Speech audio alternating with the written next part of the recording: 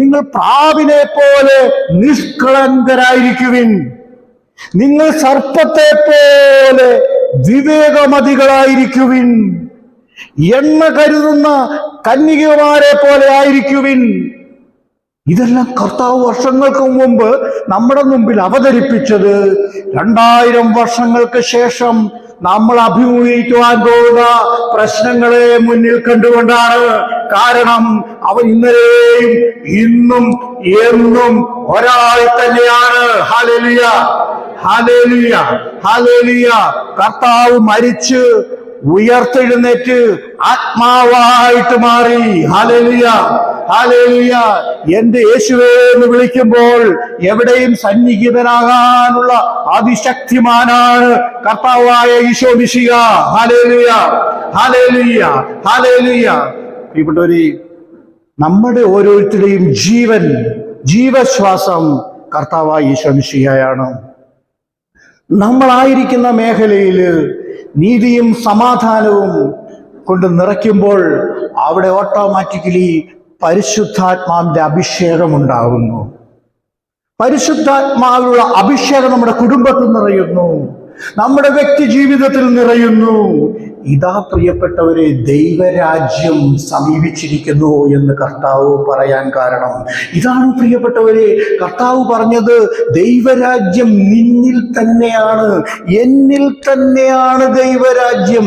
ഈ ദൈവരാജ്യം തപ്പി നമ്മൾ ഒത്തിരി നടക്കേണ്ട ആവശ്യമില്ല.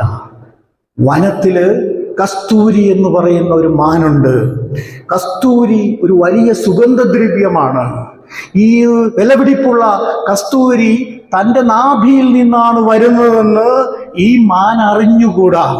അതുകൊണ്ട് ഈ മാനെപ്പറ്റി പ്രാചീന ഹിന്ദിയിൽ ഇങ്ങനെ എഴുതിയിട്ടുണ്ട്: കസ്തൂരി മൃഗജോ ഫിരു ഫിരു ഗൂണ്ടേ ഖാസ്. ഖാസ് എന്ന് പറഞ്ഞ പുല്ല്.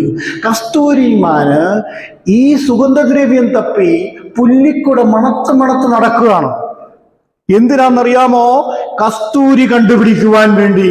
എവിടെയാണ് ഇതിരിക്കുന്നതെന്ന് അവൻ അറിഞ്ഞുകൂടാ.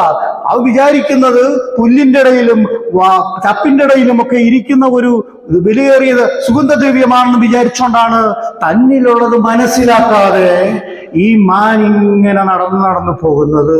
പ്രിയപ്പെട്ടവരെ, എന്റെ ഉള്ളിലാണ് കർത്താവ് ജീവിക്കുന്നത്. Hallelujah, hallelujah. 2 കൊരിന്തോസ് 13:5 പ്രകാരം പറയുന്നു. 2 കൊരിന്തോസ് 13:5 പറയുന്നു, യേശു ക്രിസ്തു നിങ്ങളിൽ ഉണ്ട് എന്ന് നിങ്ങൾക്ക് ബോധ്യമായിട്ടില്ലേ? പൗലോസ് എത്ര വ്യക്തമായിട്ടാണ് നമ്മളോട് പറയുന്നത്. യേശു ക്രിസ്തു നിങ്ങളിൽ ഉണ്ട് എന്ന് നിങ്ങൾക്ക് ബോധ്യമായിട്ടില്ലേ? ഹല്ലേലൂയ. ഒരു ഹല്ലേലൂയ പറയാമോ? Hallelujah, hallelujah, hallelujah. പ്രിയപ്പെട്ടവരെ, യേശു ക്രിസ്തു എന്റെ ഉള്ളിൽ ജനിച്ചു കഴിഞ്ഞിരിക്കുക. ഒരിക്കല് ഒരു ചെറുപ്പക്കാരൻ എന്നോട് ചോദിച്ചെടുത്ത് വചനപ്രഭാഷണം യുവാക്കൾക്ക് വേണ്ടി നടത്താൻ പോയപ്പോൾ അവനോട് ചോദിച്ചു,